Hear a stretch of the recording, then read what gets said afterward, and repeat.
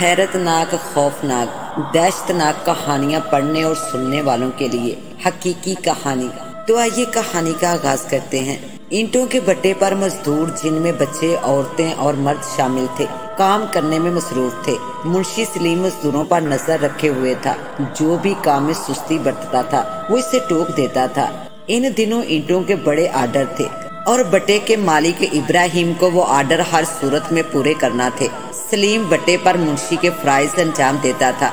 बुनियादी तौर पर वो दूसरे मुंशी की तरह सख्त नहीं था, नरम दिल इंसान था। वो मजदूरों का बहुत ख्याल रखता था। कोई मजदूर बीमार हो जाता था तो इससे वो काम कम लेता था। इसके बराकस दूसरे मुंशी मजदूरों से बीमारी की हालत में भी सख्त काम लेते थे। यही वजह थी कि भट्टे पर काम करने वाले मजदूर मुंशी सलीम से बहुत खुश थे।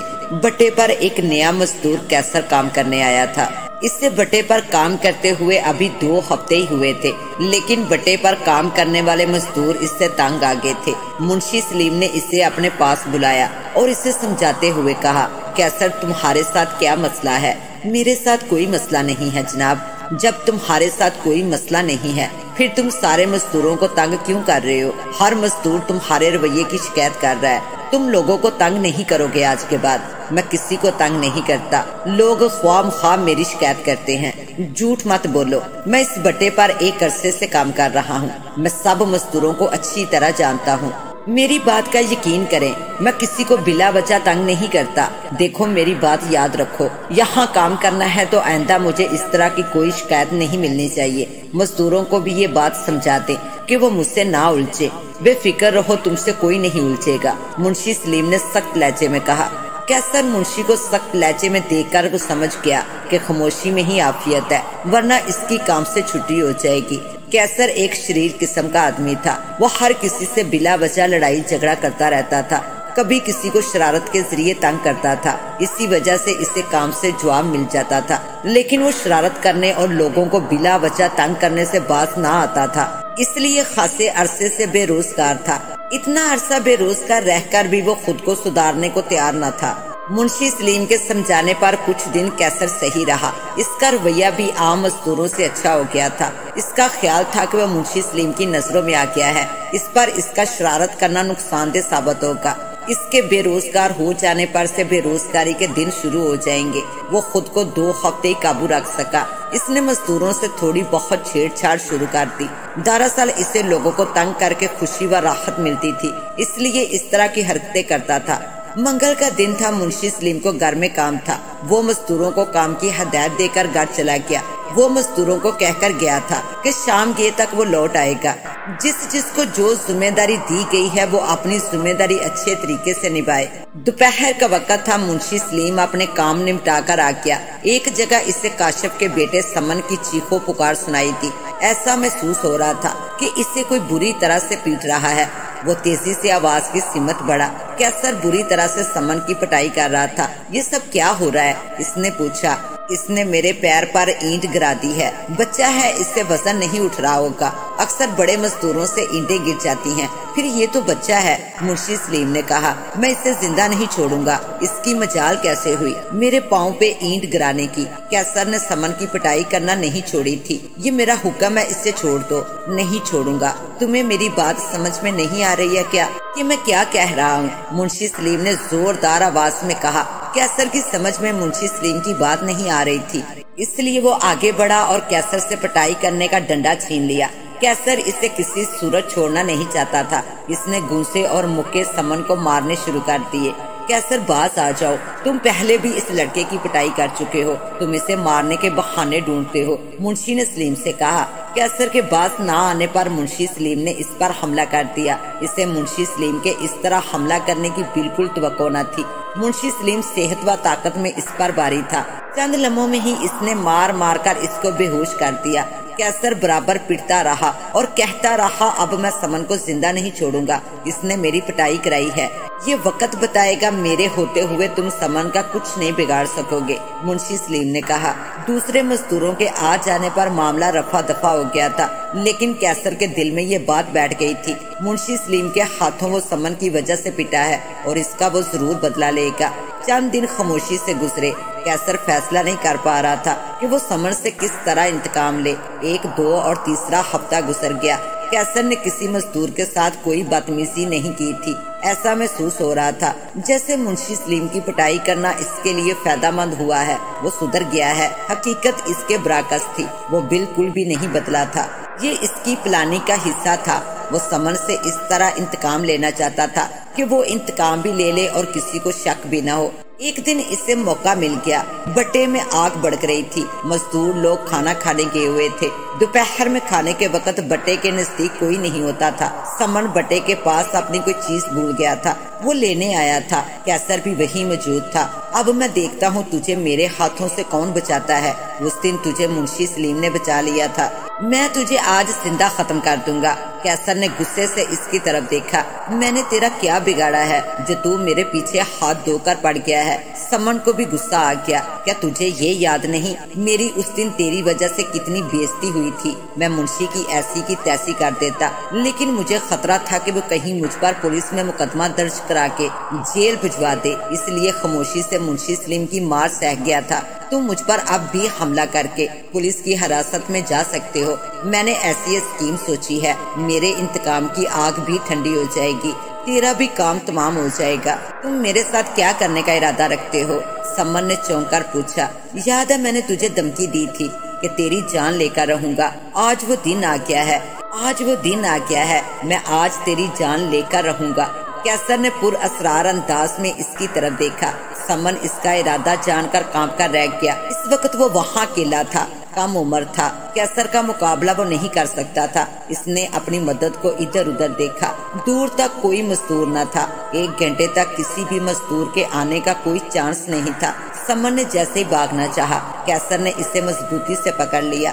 समन ने खुद को छुड़ाने की पूरी कोशिश की, लेकिन इसकी मजबूत गिरफ्त से बाहर ना निकल सका। कैसर इसे भट्टे की तरफ ले जा रहा था। समन समझ गया कि कैसर क्या करने का इरादा रखता है। इसके भट्टे में गिरने से वो जलकर खाक हो जाता और कैसर पर कोई इल्जाम भी न आता। इसने अपने बचाव के लिए चीखो पुकार भी की, लेकिन इसकी चीखो पुकार सुनने वाला कोई नहीं था। वो लम्हा ब लम्हा भट्टे के करीब होता जा रहा था। कैसर ने जैसे ही समन को भट्टे में डालना चाहा, अचानक वो लड़खड़ाया और इसकी गिरफ्त से समन आजाद हो गया। समन ने जैसे ही भागने की कोशिश की, इसे अपने पीछे से कैसर की चीख सुनाई दी। वो भट्टे में गिर चुका था। भट्टे से कुछ फासले पर मुंशी सलीम खड़ा था, जो समन को भट्टे में गिराना चाहता था। वो खुद भट्टे में गिर गया था। मैंने तुम्हें बचाने के लिए कैसर पर दूर से ईंट मारी थी। अगर मैं बर वक्त ईंट ना मारता तो ये तुम्हें भट्टे में झोंक देता, मुंशी सलीम ने बताया। ये भट्टे में गिरा कैसे? इसके दिमाग पर ईंट लगने से वो अपना तवाज़ुन बरकरार ना रख सका और भट्टे में गिर गया। मुंशी सलीम ने मजीद वजाहत की। मुझे मारने वाला खुद मर गया। अच्छा तुम अब घर चले जाओ। मेरी तरफ से तुम्हें छुट्टी है और इस वाक़े का किसी और से जिक्र मत करना। मेरी बात समझ के हो ना? समन ने हाँ में सर हिलाया। पुलिस आएगी, बिला वजह तुम्हें कत्ल के मुकदमे में फंसाने की कोशिश करेगी। हालांकि वो अपनी गलती से भट्टे में गिरकर जल मरा है, मुंशी सलीम ने कहा। समन की समझ में मुंशी सलीम की बात आ गई थी, इसलिए समन ने इस मामले से ला ताल्लुक रहने का फैसला कर लिया था। और हाँ, कोई पूछे तो तुम यही बयान देना कि तुम्हारे सर में दर्द हो रहा था, इसलिए तुम मुझसे छुट्टी लेकर घर चले गए थे। अच्छा, मैं मजदूरों के पास जा रहा हूँ, वो खाना खा चुके होंगे। मैं इनसे पूछूंगा कि कैसर कहाँ है। इसकी तलाशी होगी और इसकी लाश भट्टे से बरामद होने पर यही तस्वर किया जाएगा। ये अतफाकी हादसा है, मुंशी सलीम ने कहा। समन इसकी बात समझ गया था, इसलिए इसने इस तरह गर्दन हिलाई जैसे इसकी समझ में सारी बात आ गई है। वो घर चला गया। मुंशी सलीम ने वही किया जो इसने समन को बताया था। पुलिस आई और कैसर के भट्टे में जल जाने का इत्तफाकी हादसा करार दे दिया गया। कई माह गुजरने पर लोग इस वाक़े को भूल गए थे। एक दिन मुंशी सलीम भट्टे पर आग देख रहा था। अचानक इसे ऐसा महसूस हुआ जैसे आग में से इंसानी हेबला निकला है। मुंशी सलीम को एक हैरत का झटका लगा। वो कैसर का चेहरा था। वो नफरत से मुंशी सलीम को देख रहा था। तुमने कत्ल करके अच्छा नहीं किया। मैं क्यों तुम्हें कत्ल करूंगा? क्या तुमने मेरे सर पर ईंट नहीं मारी थी? ये सब मैंने समन को बचाने को किया था, वरना तुम उसे हलाक कर डालते। तुम्हारे ईंट मारने से मैं अपनी जान से चला गया। तुम भी जिंदा नहीं बचोगे। मैं तुमसे अपना भरपूर इंतकाम लूंगा। तुम मर चुके हो, मेरा कुछ नहीं बिगाड़ सकोगे। मुंशी सलीम ने इसे जवाब दिया, मैं मरकर भी तुमसे अपना इंतकाम लूंगा, ये वक्त बताएगा। मुंशी सलीम ने कहा। कुछ लम्हों में कैसर का हेवला गायब हो गया। इसने बज़ाहिर कैसर के हेवले से ये बात कह दी थी, मगर अंदर से वो बुरी तरह से डर गया था। मुंशी सलीम इसका कातिल नहीं था। एक इंसानी जान बचाने के लिए इसने कैसर को ईंट मारी थी ताकि वो समन को छोड़ दे। ईंट कैसर के सर में जोर से लगी थी। इस बिना पर इसे चक्कर आया और वो अपना तवाज़ुन बरकरार ना रख सका और बटे में गिर पड़ा। इसकी रूह असेब में तब्दील हो चुकी थी। असेब मुंशी सलीम को नुकसान पहुंचा सकता था। घर जाने पर रात भर इसे नींद नहीं आई थी। बार बार सोते से इसकी आंख खुल रही थी। इसे ये धड़का लग गया था कि कहीं सोते में कैसर की रूह इसका गला ना गोंद दे। सुबह होने पर मुंशी सलीम ने आमिल जलालुद्दीन से मुलाकात करने का फैसला कर लिया। आमिल जलालुद्दीन एक बड़ा आमिल था। वो इंसानों को असेब से निजात दिलाने और काले जादू की काट करने का माहिर था। मुंशी सलीम को इससे पूरी उम्मीद थी कि वो कैसर के असेब से जरूर निजात दिलाएगा। आमिल जलालुद्दीन का आस्ताना इलाके की मस्जिद के पास ही था। मुंशी सलीम ने इसे तमाम वाकयात बयान कर दिए। कैसर का शैतानी ज़हन था। वो लोगों को तंग करके खुशी महसूस करता था। इस बिना पर इसे ये सजा मिली है।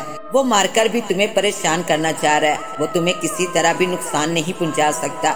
वो महज तुम्हें तंग करना चाहता है ताकि तुम सारी जिंदगी खौफ और परेशानी में गुजारो। आमिल ने इसे वज़ाहत से बताया। क्या इसका हल नहीं है कोई कि कैसर मुझे परेशान ना करे? मुंशी सलीम ने पूछा। हाँ, इसका हल है। मैं जैसा कहता हूँ इस पर अमल करना, तुम्हें कैसर से निजात मिल जाएगी। मैं तुम्हें दम करके पानी दूंगा। वो पानी तुम्हें बिला नागा बट्टे में डालना होगा। इस तरह कैसर की रूह तुम्हें नजर नहीं आएगी और ना ही परेशान करेगी। आमिल जलालुद्दीन ने कहा। मुंशी सलीम को आमिल जलालुद्दीन ने एक बोतल दी जो इसे पूरी बटे में डालना थी। दूसरे दिन फिर एक बोतल लेकर जाना था। इस तरह 40 दिन इसे आस्ताने पर आकर बोतल लेकर जाना था। मुंशी सलीम ने जब पहली बार बटे में पानी डाला, उसी वक्त इसे कैसर का हेवला नजर आया। तुम आमिल की बातों में आकर अच्छा नहीं कर रहे हो, इसका अंजाम अच्छा नहीं होगा। तुम मुझे पहले अपना इंतकाम लेने के लिए मारने की धमकी दे चुके हो, इसलिए मुझे इसका तोड़ करना पड़ेगा। मुंशी सलीम ने कहा। इसकी बात सुनकर कैसर का हेवला गायब हो गया। मुंशी सलीम रोजाना बोतल का पानी बटे में डालता रहा। वो जब भी पानी डालता, कैसर का हेवला ज़ाहिर होता और संगीन नताइज भुगतने की धमकी देकर चला जाता। 40वें रोज कैसर का हेवला ज़ाहिर जरूर हुआ, मगर कुछ बोला नहीं और फिर गायब हो गया। मुंशी सलीम का 40 दिन का अमल पूरा हो चुका था। इसे कैसर की रूह से निजात मिल गई थी। कई साल बीत गए, फिर कभी इसे कैसर का हेवला नजर न आया। वो समझ गया कि कैसर से इसे निजात मिल गई है। वो अब कभी तंग नहीं करेगा। जब आमिल जलालुद्दीन से इसने इस बारे में पूछा तो इन्होंने इस बात की तस्दीक कर दी कि अब कैसर का हेवला इसे कभी भी नजर नहीं आएगा और न ही तंग करेगा। इस बात पर मुंशी सलीम ने अपने अल्लाह ताला का लाख लाख शुक्र अदा किया और अपनी जिंदगी खुश व खुरम गुजारने लगा। इसके साथ ही अब मुझे दें इजाजत। मिलते हैं इंशाल्लाह एक न्यू कहानी के साथ। तब तक के लिए अल्लाह निगहबान।